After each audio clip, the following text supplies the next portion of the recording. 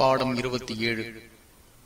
முஸ்லிம்களை கண்ணியப்படுத்துதல், அவர்களின் உரிமைகளை வழங்குதல், அவர்கள் மீது கருணை இரக்கம் காட்டுதல் பற்றி. அல்லாஹ் கூறுகின்றான், அல்லாஹுவின் கட்டளைகளை ஒருவன் கண்ணியமாக்கினால் அது அவனுக்கு அவனது இறைவனிடம் சிறந்ததாகும். 22வது அத்தியாயம் 30வது வசனம். மற்றொரு இடத்தில் அல்லாஹ் கூறுகின்றான், அல்லாஹுவின் அடையாள சின்னங்களை ஒருவன் கண்ணியமாக்கினால் நிச்சயமாக அது இதயங்களின் இறை அச்சத்தில் உள்ளதாகும். 22வது அத்தியாயம் 32வது வசனம். மற்றொரு இடத்தில் அல்லாஹ் கூறுகின்றான், இறை விசுவாசிகளுக்கு உமது பணிவெனும் இறக்கையை தாழ்த்துவீராக. 15வது அத்தியாயம் 88வது வசனம். மற்றொரு இடத்தில் அல்லாஹ் கூறுகின்றான், ஓர் உயிருக்காக பழிவாங்க அல்லது பூமியில் உள்ள குழப்பத்திற்காக அன்றி, அதாவது நியாயமின்றி ஓர் உயிரை ஒருவன் கொண்டால் அவன் மக்கள் அனைவரையும் கொலை செய்தவன் போலாவான். ஒருவனை வாழச் செய்தால் அவன் மக்கள் அனைவரையும் வாழச் செய்தவன் போலாவான். 5வது அத்தியாயம் 32வது வசனம். ஹதீஸ் 222. அபு மூசா ரலியல்லாஹு அன்ஹு அவர்கள் அறிவிக்கின்றார்கள், ஒரு மூமின் மற்றொரு மூமினிடம் ஒன்றை ஒன்று உறுதியாக்கும் செங்கல் கட்டிடத்தை போன்றவராக இருப்பார் என்று நபி ஸல்லல்லாஹு அலைஹி வஸல்லம் அவர்கள் கூறிவிட்டு தன் விரல்களை சேர்த்து இணைத்து காண்பித்தார்கள். புகாரி 6026, முஸ்லிம் 2585. ஹதீஸ் 223. அபு மூசா ரலியல்லாஹு அன்ஹு அவர்கள் அறிவிக்கின்றார்கள், நம் பள்ளிவாசல்கள் அல்லது நம் கடை வீதிகளின் ஒன்றில் கையில் அம்புடன் ஒருவர் நடந்து சென்றால் அதனால் முஸ்லிம்கள் எவருக்கும் எதுவும் ஏற்பட்டு விடாமல் அதை தடுத்துக் கொள்ளட்டும், அல்லது அதன் முனை மீது தன் உள்ளங்கையை மூடியவாறு வைக்கட்டும் என நபி ஸல்லல்லாஹு அலைஹி வஸல்லம் அவர்கள் கூறினார்கள். புகாரி 452, முஸ்லிம் 2615. ஹதீஸ் 224. நோமான் இப்னு பஷீர் ரலியல்லாஹு அன்ஹு அவர்கள் அறிவிக்கின்றார்கள், இறை விசுவாசிகள் தங்களிடையே அன்பு செலுத்துவதிலும் அவர்கள் அன்பு பாராட்டிக் கொள்வதிலும் அவர்கள் இணைந்து வாழ்வதிலும் உதாரணம் என்பது ஒரு உடல் போன்றதாகும். அதன் ஓர் உறுப்புக்கு நோவினை ஏற்பட்டால் அது உடம்பின் மற்ற பாகங்கள் விழித்திருப்பது மூலமும் காய்ச்சல் மூலமும் வருத்திக் கொள்கிறது என்று நபி ஸல்லல்லாஹு அலைஹி வஸல்லம் அவர்கள் கூறினார்கள். புகாரி 6011, முஸ்லிம் 2586. ஹதீஸ் 225. அபூ ஹுரைரா ரலியல்லாஹு அன்ஹு அவர்கள் அறிவிக்கின்றார்கள், நபி ஸல்லல்லாஹு அலைஹி வஸல்லம் அவர்கள் தனது பேரர் ஹசன் இப்னு அலி ரலியல்லாஹு அன்ஹு அவர்களை முத்தமிட்டார்கள். அவர்கள் அருகில் இருந்த அக்ரவு இப்னு ஹாபிஸ் ரலியல்லாஹு அன்ஹு அவர்கள், எனக்கு 10 மக்கள் உண்டு, அவர்களில் எவரையும் நான் முத்தமிட்டதில்லை என்று கூறினார்கள். அவரை உற்று நோக்கிய நபி ஸல்லல்லாஹு அலைஹி வஸல்லம் அவர்கள், இரக்கமில்லாதவன் அல்லாஹ்வினால் இரக்கம் காட்டப்பட மாட்டான் என்று கூறினார்கள். புகாரி 5997, முஸ்லிம் 2319. ஹதீஸ் 226. அன்னை ஆயிஷா ரலியல்லாஹு அன்ஹா அவர்கள் அறிவிக்கின்றார்கள், நபி ஸல்லல்லாஹு அலைஹி வஸல்லம் அவர்களிடம் சில கிராமத்து காட்டரபிகள் வந்தார்கள். உங்கள் வீட்டு சிறுவர்களை நீங்கள் முத்தமிடுவீர்களா என்று கேட்டார்கள். ஆம் என நபி ஸல்லல்லாஹு அலைஹி வஸல்லம் அவர்கள் கூறினார்கள். எனினும் அல்லாஹ்வின் மீது சத்தியமாக நாங்கள் முத்தமிட மாட்டோம் என்று அவர்கள் கூறினார்கள். அப்போது நபி ஸல்லல்லாஹு அலைஹி வஸல்லம் அவர்கள், உங்களின் இதயங்களிலிருந்து கருணையை அல்லாஹ் எடுத்து விட்டான் என்றால் அதற்கு நான் என்ன செய்ய முடியும் என்று கேட்டார்கள். புகாரி 5998, முஸ்லிம் 2317. ஹதீஸ் 227. ஜரீர் இப்னு அப்துல்லாஹ் ரலியல்லாஹு அன்ஹு அவர்கள் அறிவிக்கின்றார்கள், மக்களிடம் ஒருவன் இரக்கம் காட்டவில்லையானால் அவனுக்கு அல்லாஹுவும் இரக்கம் காட்ட மாட்டான் என நபி ஸல்லல்லாஹு அலைஹி வஸல்லம் அவர்கள் கூறினார்கள்.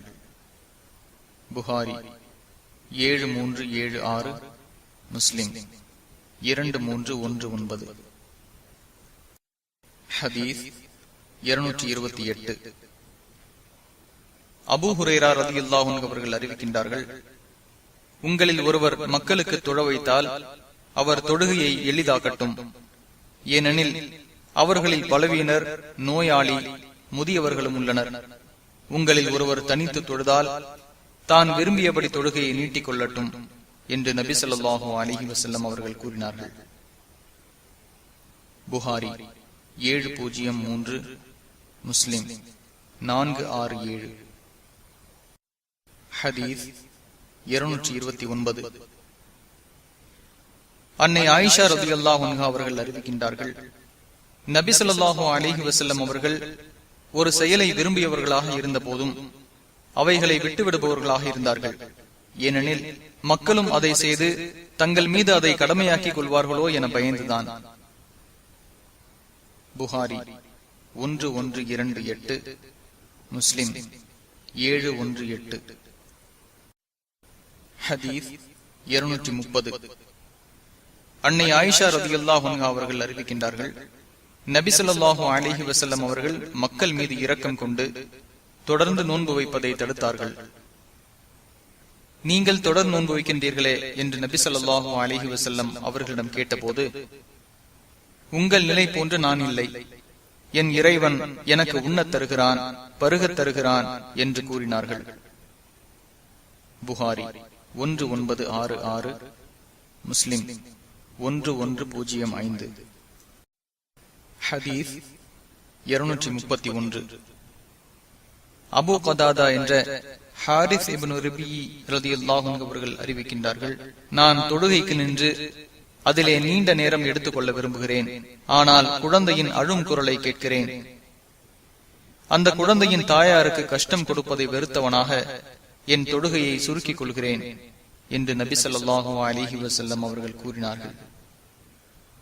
புகாரி 707. ஹதீஸ் 232. ஜுந்துப் இப்னு அப்துல்லாஹ் ரலியல்லாஹு அன்ஹு அவர்கள் அறிவிக்கின்றார்கள், சுபுஹ் தொழுகையை ஒருவர் தொழுதுவிட்டால் அவர் அல்லாஹ்வின் பொறுப்பில் உள்ளார். எனவே அல்லாஹ் தன் பொறுப்பிலிருந்து எதையும் உங்களிடம் குற்றம் பிடித்துவிட வேண்டாம். அவனது பொறுப்பிலிருந்து எதையேனும் ஒருவன் குற்றம் இழைத்து விட்டால் பின்பு அவன் அவனை அடைந்து நரகில் முகம் குப்புற தள்ளுவான் என நபி ஸல்லல்லாஹு அலைஹி வஸல்லம் அவர்கள் கூறினார்கள். முஸ்லிம் 657. ஹதீஸ் 233. அப்துல்லாஹ் இப்னு உமர் ரலியல்லாஹு அன்ஹு அவர்கள் அறிவிக்கின்றார்கள், ஒரு முஸ்லிம் மற்றொரு முஸ்லிமுக்கு சகோதரனாவான். அவர் மற்றவருக்கு அநீதி இழைக்க வேண்டாம். அவரை ஆதரவற்றவராக விட்டுவிட வேண்டாம். தன் சகோதரனின் தேவையை நிறைவேற்றுபவனாக ஒருவன் இருந்தால் அவனது தேவையில் உதவிட அல்லாஹ் இருப்பான். ஒரு முஸ்லிமின் கஷ்டத்தை இவ்வுலகில் ஒருவன் நீக்கி வைத்தால் மறுமையில் பல கஷ்டங்களில் ஒரு கஷ்டத்தை அவனை விட்டும் அல்லாஹ் நீக்கி வைப்பான். ஒரு முஸ்லிமின் குறையை இவ்வுலகில் மறைத்தால் மறுமை நாளில் அல்லாஹ் அவனது குறையை மறைப்பான் என்று நபி ஸல்லல்லாஹு அலைஹி வஸல்லம் அவர்கள் கூறினார்கள். புகாரி 2442, முஸ்லிம் 2580. ஹதீஸ் 234. அபூ ஹுரைரா ரலியல்லாஹு அன்ஹு அவர்கள் அறிவிக்கின்றார்கள், ஒரு முஸ்லிம் மற்றொரு முஸ்லிமின் சகோதரர் ஆவார். அவருக்கு இவர் மோசடி செய்ய மாட்டார். அவரிடம் இவர் பொய் கூற மாட்டார். அவருக்கு இவர் உதவி செய்வதை விட்டுவிட மாட்டார். ஒவ்வொரு முஸ்லிமுக்கும் இன்னொரு முஸ்லிமின் மீது அவரது கண்ணியமும் அவரது சொத்தும் அவரது இரத்தமும் விலக்கப்பட்டவையாகும். இறையச்சம் என்பது இங்கே உள்ளது.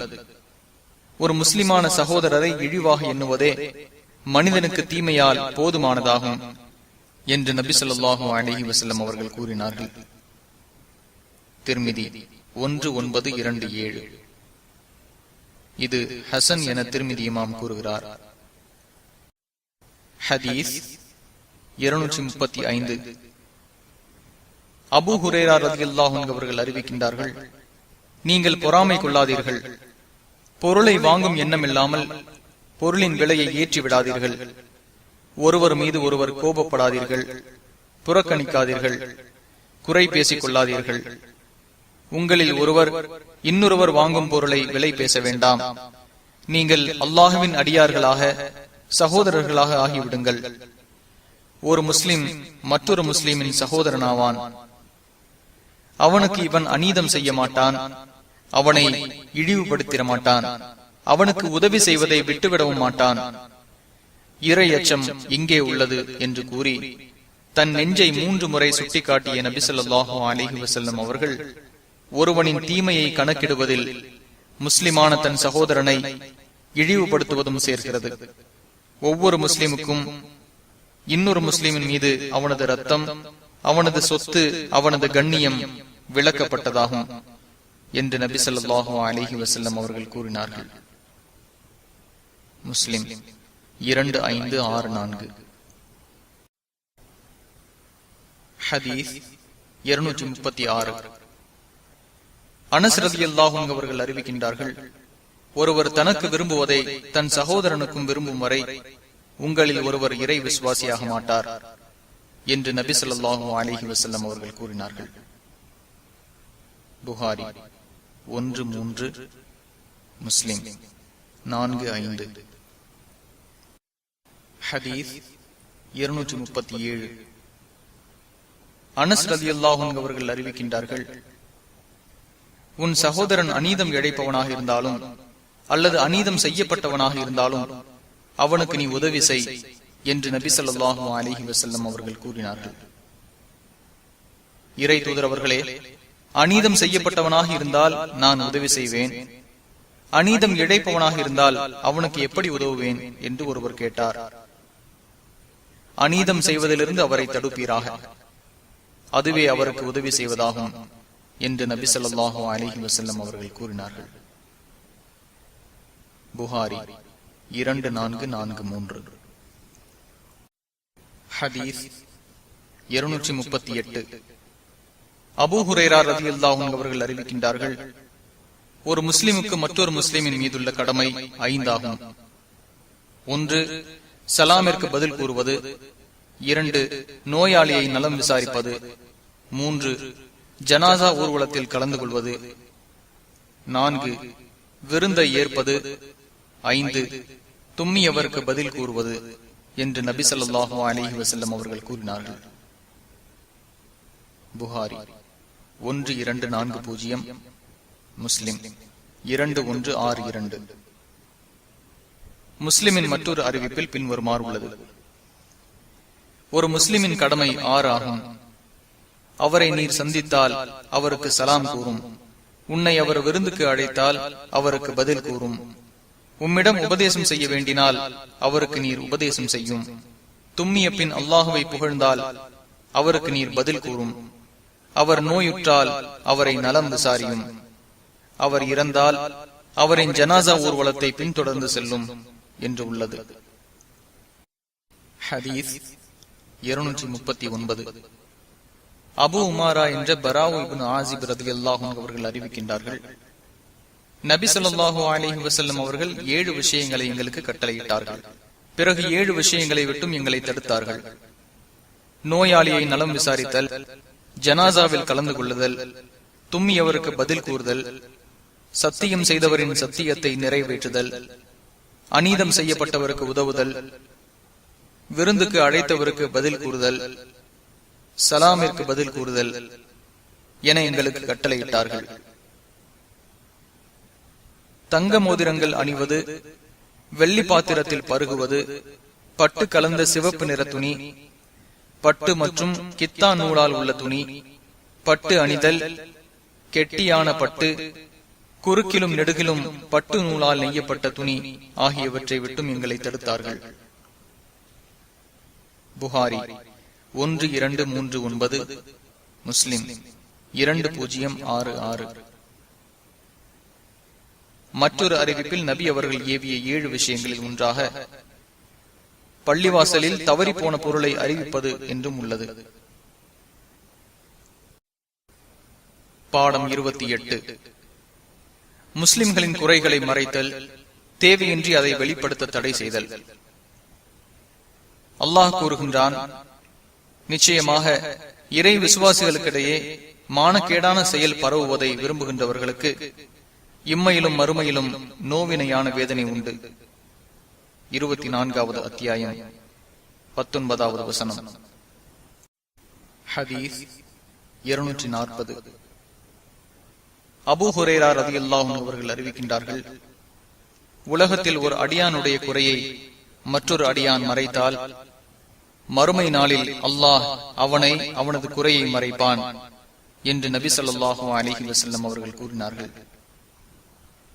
முஸ்லிம் 2590. ஹதீஸ் 241. அபூ ஹுரைரா ரலியல்லாஹு அன்ஹு அவர்கள் அறிவிக்கின்றார்கள், என் சமுதாயத்தில் ஒவ்வொருவரும் வெற்றி பெறுவர், ஆனால் பாவங்களை பகிரங்கப்படுத்துவோரை தவிர. ஒருவன் இரவில் ஒரு செயலை செய்கிறான், அதை அல்லாஹ் மறைத்திருக்கும் நிலையில் காலையில் எழுகிறான். பின் தன் நண்பனிடம், இன்னாரே இன்னென்ன குற்றங்களை இரவில் செய்தேன் என்று கூறுகிறான். இதுதான் பாவத்தை பகிரங்கப்படுத்துவதாகும்.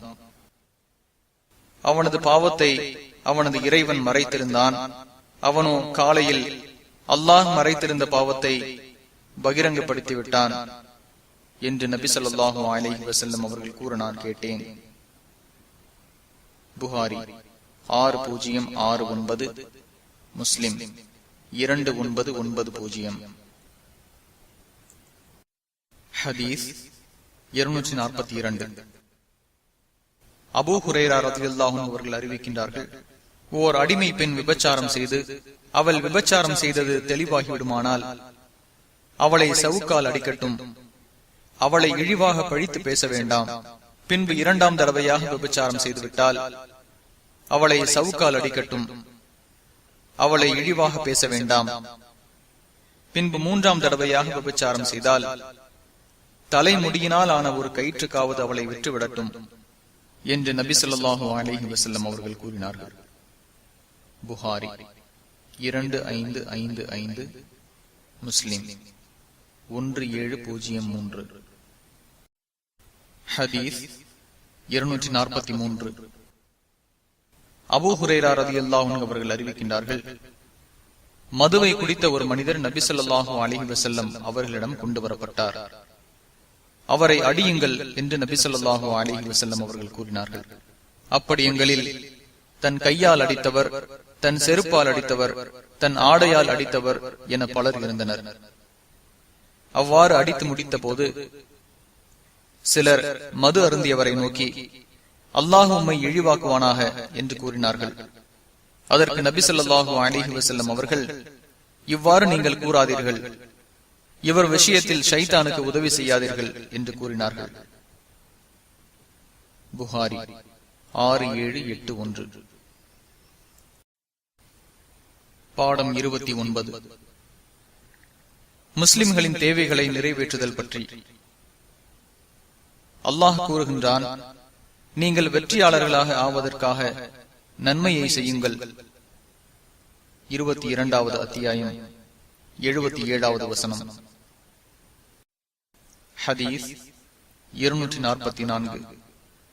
அப்துல்லாஹ் இப்னு உமர் ரலியல்லாஹு அன்ஹு அவர்கள் அறிவிக்கின்றார்கள், ஒரு முஸ்லிம் மற்றொரு முஸ்லிமுக்கு சகோதரனாவான். அவர் மற்றவருக்கு அநீதி இழைக்க வேண்டாம், அவரை ஆதரவற்றவராக விட்டுவிட வேண்டாம். தன் சகோதரனின் தேவையை நிறைவேற்றுபவனாக ஒருவன் இருந்தால் அவனது தேவையில் உதவிட அல்லாஹ் இருப்பான். ஒரு முஸ்லிமின் கஷ்டத்தை ஒருவன் நீக்கி வைத்தால் மறுமையில் பல கஷ்டங்களில் ஒரு கஷ்டத்தை அவனை விட்டும் அல்லாஹ் நீக்கி வைப்பான். ஒரு முஸ்லிமின் குறையை மறைத்தால் மறுமை நாளில் அல்லாஹ் அவனது ஒரு குறையை மறைப்பான் என்று நபி ஸல்லல்லாஹு அலைஹி வஸல்லம் அவர்கள் கூறினார்கள். புகாரி 2442, முஸ்லிம் 2580. ஹதீஸ் 245. அபூ ஹுரைரா ரலியல்லாஹு அன்ஹு அவர்கள் அறிவிக்கின்றார்கள், உலகத்தின் கஷ்டங்களில் ஒரு கஷ்டத்தை ஒரு மூமினை விட்டும் ஒருவன் நீக்கினால் மறுமை நாளின் கஷ்டங்களில் இருந்து ஒரு கஷ்டத்தை அவரை விட்டும் அல்லாஹ் நீக்குவான். கஷ்டப்படுபவனுக்கு உதவி செய்து இலகுவை ஏற்படுத்தினால் அவருக்கு இம்மையிலும் மறுமையிலும் அல்லாஹ் உதவி செய்து இலகுவாக்குவான். ஒரு முஸ்லிமின் குறையை ஒருவர் மறைத்தால் இம்மையிலும் மறுமையிலும் அல்லாஹ் அவரின் குறையை மறைப்பான். ஒரு அடியான் தன் சகோதரனுக்கு உதவி செய்பவனாக இருக்கும் வரை அந்த அடியானுக்கு உதவி செய்பவனாக அல்லாஹ் இருப்பான். கல்வியை தேடியவனாக ஒரு வழியில் நடந்தால் அவருக்கு சொர்க்கத்திற்கு செல்லும் வழியாக அதை அல்லாஹ் லேசாக்குவான். அல்லாஹுவின் வீடுகளில் ஒரு வீட்டில், அதாவது பள்ளிவாசலில் மக்கள் ஒன்று கூடி அல்லாஹுவின் வேதத்தை ஓதுகிறார்கள். தங்களுக்கிடையே அதை ஒருவருக்கொருவர் கற்றுக் கொள்கிறார்கள். அப்படிப்பட்டவர்கள் மீது அமைதி இறங்காமல் இருக்காது.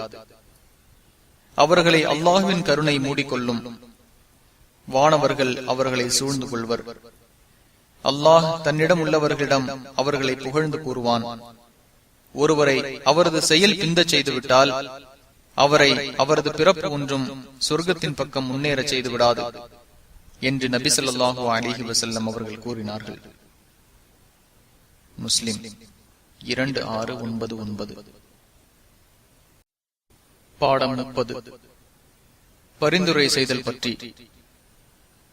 அல்லாஹ் கூறுகின்றான், அழகிய பரிந்துரையை ஒருவர் செய்தால் அதிலிருந்து நற்கூலியில் அவருக்கும் ஒரு பங்கு உண்டு. 4வது அத்தியாயம் 85வது வசனம். ஹதீஸ் 246. அபு மூசா அல்-அஷரி ரலியல்லாஹு அன்ஹு அவர்கள் அறிவிக்கின்றார்கள், நபி ஸல்லல்லாஹு அலைஹி வஸல்லம் அவர்களிடம் தம் தேவைக்கு வேண்டியவராக யாரேனும் ஒருவர் வந்தால் தன்னிடம் உட்கார்ந்து இருப்போரை நோக்கி, தோழர்களே, நீங்கள் பரிந்துரை செய்யுங்கள், நற்கூலி கொடுக்கப்படுவீர்கள். அல்லாஹ் தன் நபியின் நாவின் மூலம் தான் விரும்பியதை பூர்த்தி செய்கின்றான் என்று நபி ஸல்லல்லாஹு அலைஹி வஸல்லம் அவர்கள் கூறினார்கள். புகாரி 1432, முஸ்லிம் 2627. மற்றொரு அறிவிப்பில் தான் நாடியதை என்றுள்ளது. ஹதீஸ் 247. இப்னு அப்பாஸ் ரலியல்லாஹு அன்ஹு அவர்கள் அறிவிக்கின்றார்கள், பரீரா ரலியல்லாஹு அன்ஹா அவர்கள் அவரது கணவர் சம்பந்தப்பட்ட சம்பவத்தின் போது அப்பெண்ணிடம் நபி ஸல்லல்லாஹு அலைஹி வஸல்லம் அவர்கள், அவரோடு நீங்கள் சேர்ந்து கொள்ளலாமே என்று கூறினார்கள். அதற்கு பரீரா ரலியல்லாஹு அன்ஹா அவர்கள், இறை தூதர் அவர்களே, எனக்கு நீங்கள் ஏவுகின்றீர்களா என்று கேட்டார். நான் சிபாரிசு தான் செய்கிறேன் என்று நபி ஸல்லல்லாஹு அலைஹி வஸல்லம் அவர்கள் கூறினார்கள். அதற்கு, எனக்கு அவர் விஷயத்தில் எந்த தேவையும் இல்லை, அதாவது சேர்ந்து கொள்ள விருப்பமில்லை என்று அப்பெண் கூறிவிட்டார். புகாரி 5283. பாடம் 31. மக்களிடையே இணக்கம், ஒற்றுமை ஏற்படுத்துதல். அல்லாஹ் கூறுகின்றான், மனிதர்களின் பெரும்பாலான ரகசிய பேச்சுக்களில் எவ்வித நன்மையும் இருப்பதில்லை. தான தர்மம் செய்யும்படியோ நற்செயல் புரியும்படியோ மனிதர்களிடையே சீர்திருத்தம் செய்யும்படியோ அறிவுரை கூறுபவர்களின் பேச்சுக்களை தவிர. 4வது அத்தியாயம் 114வது வசனம். மற்றொரு இடத்தில் அல்லாஹ் கூறுகின்றான், இணக்கம் ஏற்படுவதே சிறந்ததாகும். 4வது அத்தியாயம் 128வது வசனம். மற்றொரு இடத்தில் அல்லாஹ் கூறுகின்றான், எனவே அல்லாஹுவை அஞ்சுங்கள், உங்களிடையே இணக்கமாக நடந்து கொள்ளுங்கள். 8வது அத்தியாயம் 1வது வசனம். மற்றொரு இடத்தில் அல்லாஹ் கூறுகின்றான், நிச்சயமாக இறை விசுவாசிகள் சகோதரர்களாவர். உங்கள் சகோதரர்களுக்கிடையே தொடர்புகளை சீர்படுத்துங்கள். 49வது அத்தியாயம் 10வது வசனம். ஹதீஸ் 248. அபூ ஹுரைரா ரலியல்லாஹு அன்ஹு அவர்கள் அறிவிக்கின்றார்கள், மனிதர்கள் தங்களின் ஒவ்வொரு மூட்டுக்களுக்கும் சூரியன் உதயமாகும் ஒவ்வொரு நாளிலும் தினமும் அதற்கு தர்மம் செய்திட வேண்டும். 2 பேர்களுக்கிடையே நீதமாக நடப்பதும் தர்மமாகும். ஒருவருக்கு ஒரு வாகனத்தை வாங்கி தந்து அதில் அவரை ஏற்றி அனுப்புவதும் தர்மமாகும்.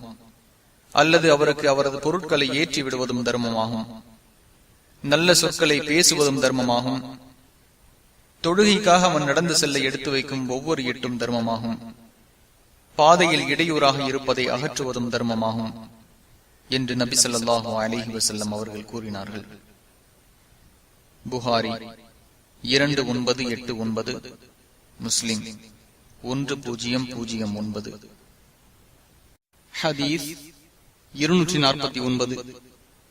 உம்மு குல்சும் ரலியல்லாஹு அன்ஹா அவர்கள் அறிவிக்கின்றார்கள், மனிதர்களிடையே சமாதானம் ஏற்படுத்தி வைக்க நல்லதை எடுத்து சொல்லியோ அல்லது நல்லதை கூறியிருப்பவர் பொய்யர் அல்லர் என்று நபி ஸல்லல்லாஹு அலைஹி வஸல்லம் அவர்கள் கூறியதை நான் கேட்டுள்ளேன். புகாரி 2692, முஸ்லிம் 2605. முஸ்லிமின் மற்றொரு அறிவிப்பில் கூடுதலாக பின்வருமாறு உள்ளது: மனிதர்கள் பேசக்கூடியவற்றில் பொய் பேச அனுமதி தரப்பட்டுள்ளது 3 மட்டும்தான். இதை தவிர அவர்களிடம் கேட்டதில்லை. 1 போர்க்களம், 2 மனிதர்களிடையே சமாதானம் ஏற்படுத்துதல், 3 ஒருவன் தன் மனைவியிடம் பேசுவது, ஒரு பெண் தன் கணவனிடம் பேசுவது. இந்த 3 மட்டும் பொய் கூறலாம். ஹதீஸ் 250. அன்னை ஆயிஷா ரலியல்லாஹு அன்ஹா அவர்கள் அறிவிக்கின்றார்கள், நபி ஸல்லல்லாஹு அலைஹி வஸல்லம் அவர்கள் தன் வீட்டு வாசலில் இருவர் சண்டையிடும் சப்தத்தை கேட்டார்கள். அவர்களில் ஒருவர் மற்றொருவரிடம் பணிவு காட்ட வேண்டினார். மேலும் தன் கடன் விஷயத்தில் தள்ளுபடி செய்யவும் வேண்டினார். அதற்கு அவர், அல்லாஹ்வின் மீது சத்தியமாக நான் இதை செய்ய மாட்டேன் என்று கூறினார். அவ்விருவர்களின் அருகில் நபி ஸல்லல்லாஹு அலைஹி வஸல்லம் அவர்கள் சென்றார்கள். நல்லது செய்ய மாட்டேன் என அல்லாஹ்வின் மீது சத்தியம் செய்தவர் எங்கே என்று கேட்டார்கள். அதற்கு அவ்விருவரில் ஒருவர், நான் தான் இறை தூதர் அவர்களே, அவர் விரும்பியது அவருக்கு உண்டு, அதாவது அவரது கடனில் சிலதை தள்ளுபடி செய்கிறேன், அவரிடம் மென்மையாகவும் நடந்து கொள்கிறேன் என்று கூறினார். புகாரி 2705, முஸ்லிம் 1557. ஹதீஸ் 251. அபுல் அப்பாஸ் என்ற ஸஹல் இப்னு ஸஅத் ஸாயிதி ரலியல்லாஹு அன்ஹு அவர்கள் அறிவிக்கின்றார்கள், அம்ர் இப்னு அவுஃப் குடும்பத்தினர் தங்களுக்கிடையே சண்டையிட்டுக் கொள்கின்றனர் என்ற செய்தி நபி ஸல்லல்லாஹு அலைஹி வஸல்லம் அவர்களுக்கு கிடைத்தது. அவர்களுக்கிடையே சமாதானம் செய்து வைக்க நபி ஸல்லல்லாஹு அலைஹி வஸல்லம் அவர்கள் தம்முடன் சில நபி தோழர்களையும் அழைத்துக் கொண்டு அங்கே சென்றார்கள். அதிகமான நேரம் ஆகிவிட்டதால் தொழுகைக்கு நேரம் நெருங்கியும் நபி ஸல்லல்லாஹு அலைஹி வஸல்லம் அவர்கள் பள்ளிக்கு வர இயலாது போய்விட்டது. உடனே பிலால் ரலியல்லாஹு அன்ஹு அவர்கள் அபூபக்கர் ரலியல்லாஹு அன்ஹு அவர்களிடம் வந்து, அபூபக்கர் அவர்களே, நபி ஸல்லல்லாஹு அலைஹி வஸல்லம் அவர்கள் இன்னும் வரவில்லை, தொழுகை நேரம் வந்துவிட்டது, மக்களுக்கு நீங்கள் இமாமத் செய்திட உங்களுக்கு இயலுமா என்று கேட்டார்கள். நீர் விரும்பினால் சரி என அபூபக்கர் ரலியல்லாஹு அன்ஹு அவர்கள் கூறினார்கள். உடனே பிலால் ரலியல்லாஹு அன்ஹு அவர்கள் இகாமத் கூறினார்கள். அபூபக்கர் ரலியல்லாஹு அன்ஹு அவர்கள் முன்னே நின்றார்கள். தக்பீர் கூறினார்கள். மக்களும் தக்பீர் கூறினார்கள். நபி ஸல்லல்லாஹு அலைஹி வஸல்லம் அவர்கள் அப்போது வந்து வரிசையில் நிற்பதற்காக நடந்து வந்தார்கள். உடனே மக்கள் கை தட்டினார்கள். அபூபக்கர் ரலியல்லாஹு அன்ஹு அவர்கள் தன் தொழுகையில் நின்றால் எங்கும் திரும்பி பார்க்கவே மாட்டார்கள். மக்கள் கை தட்டலை அதிகமாக்கியதும் திரும்பினார்கள். அப்போது அங்கே நபி ஸல்லல்லாஹு அலைஹி வஸல்லம் அவர்கள் இருந்தார்கள். தொடர்ந்து தொழவைக்கு அவரிடம் நபி ஸல்லல்லாஹு அலைஹி வஸல்லம் அவர்கள் சமிங்கை செய்தார்கள். உடனே அபூபக்கர் ரலியல்லாஹு அன்ஹு அவர்கள் தன் கைகளை உயர்த்தி அல்லாஹ்வை புகழ்ந்தார்கள். நேராக பின்புறம் பின்னோக்கி வந்து வரிசையில் நின்று கொண்டார்கள். உடனே நபி ஸல்லல்லாஹு அலைஹி வஸல்லம் அவர்கள் முன்னே சென்று மக்களுக்கு தொழ வைத்தார்கள். தொழுகை முடிந்ததும் மக்களை முன்னோக்கி, மனிதர்களே, தொழுகையில் ஏதேனும் உங்களை குறுக்கிடும் போது உங்களுக்கு என்ன நேர்ந்தது? கை ஏன் தட்டுகிறீர்கள்? கை தட்டுதல் பெண்களுக்குரியதாகும். தன் தொழுகையில் ஏதேனும் குறை ஏற்படுவதாக கருதுபவர் சுப்ஹானல்லாஹ் என்று கூறட்டும். சுப்ஹானல்லாஹ் என்று ஒருவர் கூறுவதை கேட்கும் எந்த இமாமும் திரும்புவார் என்று கூறி அபூபக்கர் ரலியல்லாஹு அன்ஹு அவர்களை நோக்கி, அபூபக்கரே, உமக்கு நான் சமிங்கை செய்தும் மக்களுக்கு நீர் தொழ வைக்க உம்மை தடுத்தது எது என்று கேட்டார்கள். அப்போது அபூபக்கர் ரலியல்லாஹு அன்ஹு அவர்கள், அல்லாஹுவின் தூதர் முன்னிலையில் அபூ குஹாஃபாவின் மகனுக்கு தொழுகை நடத்தும் தகுதி இல்லை என்று கூறினார்கள். புகாரி 1234, முஸ்லிம் 421.